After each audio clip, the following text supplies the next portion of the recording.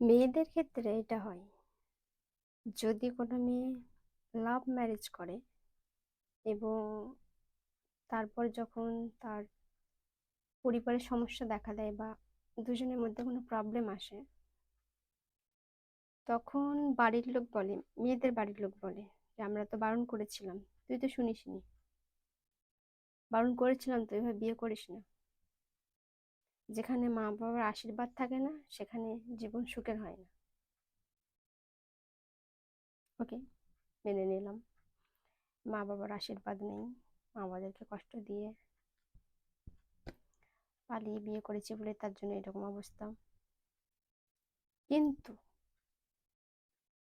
কিন্তু যারা arrange marriage করে, বাড়ির মানুষের পছন্দেই বিয়ে করে,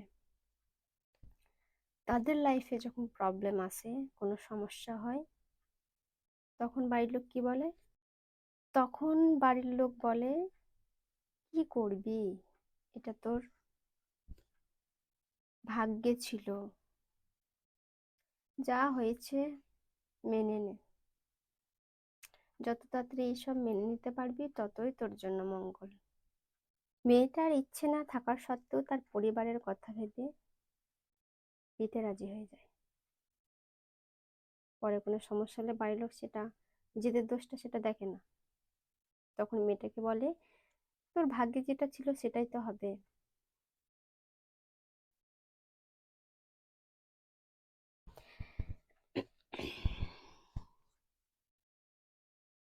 কি অদ্ভুত তাই না মেয়েদের লাইফটা? এরা চুপ থাকলেও দোষ, কথা বললেও দোষ।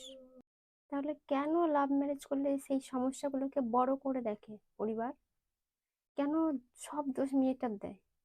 তখন তোকে বলে না তোর ভাগ্যে ছিল, লাভ ম্যারেজ করে বিয়ে করবি এবং কপালে এরকম দুর্গতি হবে? তখন এই কথা বলে কেন বলে না?